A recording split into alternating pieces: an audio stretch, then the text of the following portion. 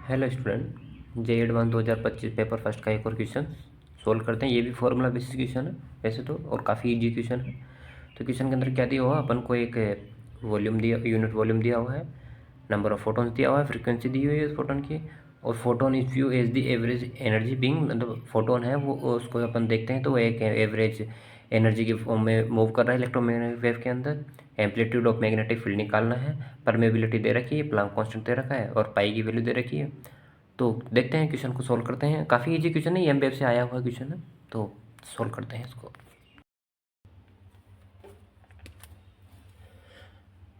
हमने जैसा कि क्वेश्चन में पढ़ लिया था, अपन को जो भी चीज़ें दी हुई थी मैंने यहाँ पे ये लिख दी है। जैसे नंबर ऑफ फोटोन्स 35 × 10⁻⁷ दिया हुआ है, फ्रीक्वेंसी अपन को दी हुई है, वॉल्यूम यूनिट दिया हुआ है, म्यू नॉट, एच और पाई की वैल्यू अपन को क्वेश्चन में दी हुई है।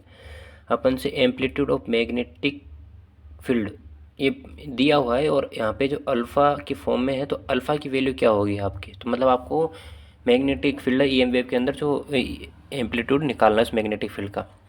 ठीक है, तो अब क्वेश्चन में अपन यहाँ से देखते हैं कि अपन को फोटोन्स दिया हो, तो फोटोन्स दिया हुआ है तो सबसे पहले अपन ये सोचेंगे कि यहाँ से कि एक एनर्जी निकल सकती है।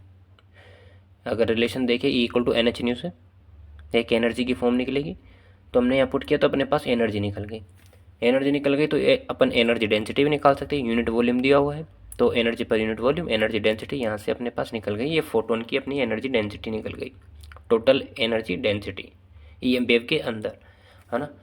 तो अब इसके अंदर क्वेश्चन में क्या दिया हुआ था कि photon is view as the average energy being contain in the electromagnetic wave. जब फोटोन्स को देखते हैं तो वो एक एवरेज एनर्जी की तरह फॉर्म में होता है। तो फिर अपन यहाँ पे ये जो साइन लगाया है ये एवरेज का है, यहाँ पे ये ध्यान रखना, ये एवरेज का साइन है यहाँ पे। तो एवरेज एनर्जी की फॉर्म में अपन ने ये लिख दिया है। अब ये छोटा सा ये जो मैंने आपको समझा रहा हूँ, इसके अंदर समझाने की कोशिश कर रहा हूँ कि ये, हालांकि ये है ना डायरेक्ट, जिसको ये फॉर्मूला याद है ये क्वेश्चन उससे भी हो जाएगा, लेकिन ये आया कैसे फॉर्मूला ये आपको यहाँ थोड़ा मैं बता देता हूँ। जैसे ई एम वेव की इक्वेशन होती है E = E0, यहाँ पे एम्पलीट्यूड होता है, e⁻i k.r - ω t। ये ई एम वेव इक्वेशन होती है इलेक्ट्रिक फील्ड के लिए, सेम मैग्नेटिक फील्ड के लिए होगी ऐसे की सही।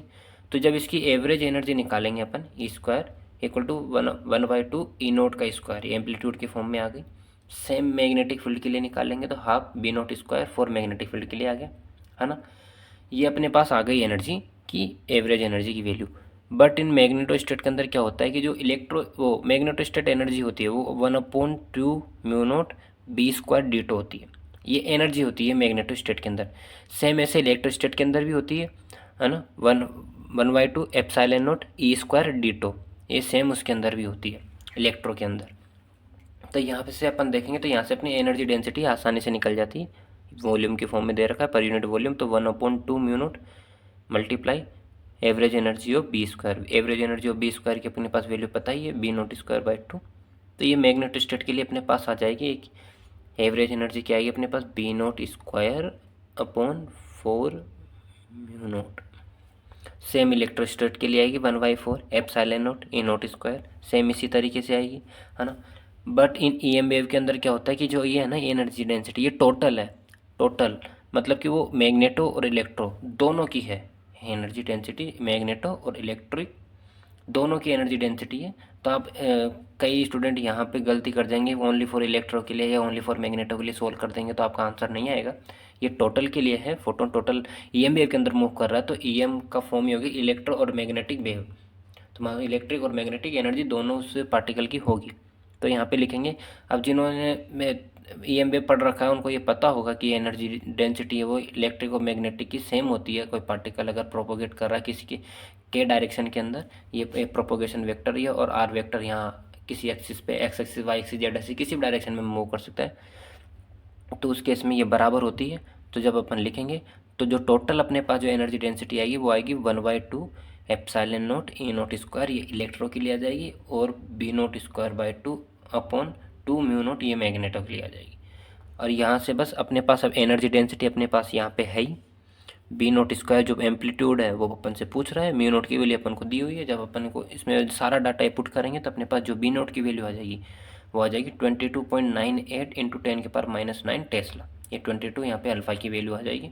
ये EM वेव का कॉन्सेप्ट है एनर्जी वाला। यहाँ पे अगर ये आपको सिर्फ ये याद रखना है, ये तो मैंने आपको समझाने के लिए बताया, कहीं यहाँ पे कोई आप 1/4 करके आ जाओ कि सीधा, ये ओनली मैग्नेटोस्टेट के लिए। अगर वो ओनली पूछता मैग्नेटोस्टेट या इलेक्ट्रोस्टेट के लिए तो आप ये लगाते, लेकिन अदर ऊपर वो ऐसा कुछ नहीं, वो टोटल आपसे एम्पलीट्यूड पूछ रहा है मैग्नेटिक फील्ड का। और यहाँ पे इन्होंने दिया कि photon view as the average energy in EM wave. EM wave के अंदर वो एवरेज एनर्जी के साथ मूव कर रहा है पार्टिकल, तो उसके हिसाब से अपन को ये वाला फॉर्मूला यहाँ पे लगाना होगा EM वेव के अंदर।